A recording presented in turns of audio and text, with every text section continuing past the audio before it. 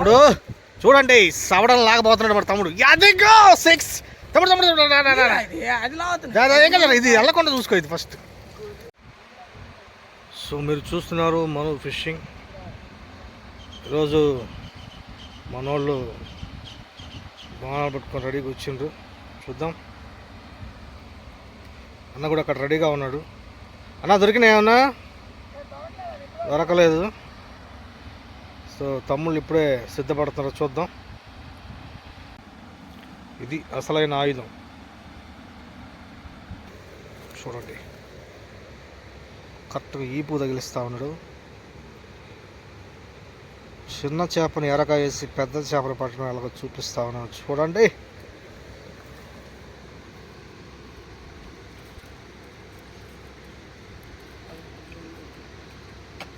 కొంచెం పైకి అయ్యి తమ్ముడు అది మరి ఇక్కడెక్కడే వేస్తున్నాను అది.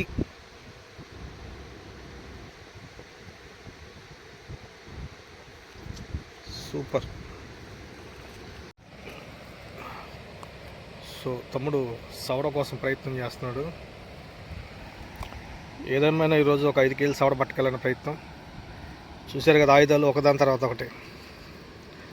ఈరోజు ఎట్టయినా చేపను పడతాడు. చూపిస్తాను మీకు నేను.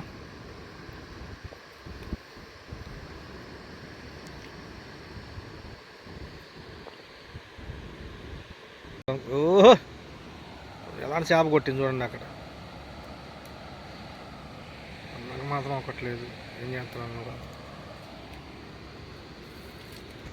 ఇప్పుడు చూడండి సవడం లాగబోతున్నాడు మరి తమ్ముడు. అదిగో 6 తమ్ముడు తమ్ముడు ఏం కదా ఇది వెళ్ళకుండా చూసుకో ఇది ఫస్ట్. చూసారా సరైన కొర్ర మీను. తెలంగాణలో ఆంధ్రాకి వచ్చి దీన్ని సవడ అంటారు. తమ్ముడు ఎరగదీశాడు. ఏదైతే ఏంటి అది సంగతి.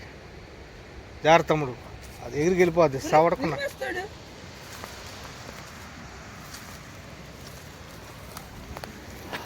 చూస్తూ ఉన్నారు కదా సవడ.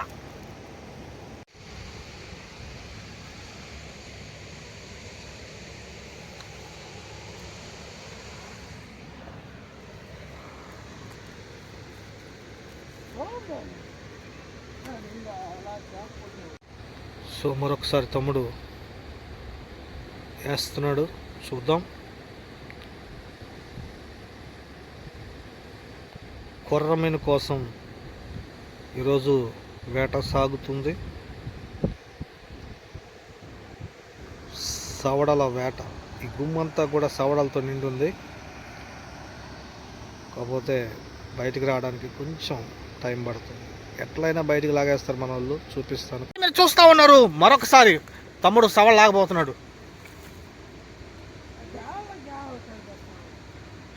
నేను అదే చెప్తున్నాను తమ్ముడు కలిపేస్తున్నాడు రెండు అని.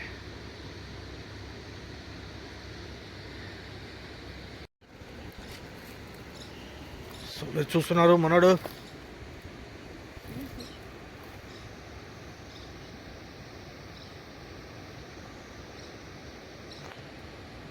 కమ్మగా తినేసి వెళ్ళిపోయింది.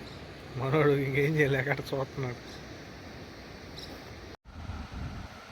ముగిసిన చేపల వేట.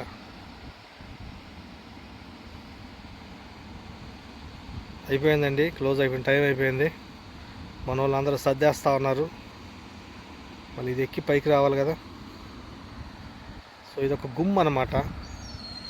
ఈ గుమ్ములో ఎక్కువ సవళ్ళు అంటే కొర్రమీనులు, రొయ్య చేపలు ఉన్నాయి. కానీ ఈరోజు తక్కువ పడ్డాయి. చూద్దాం.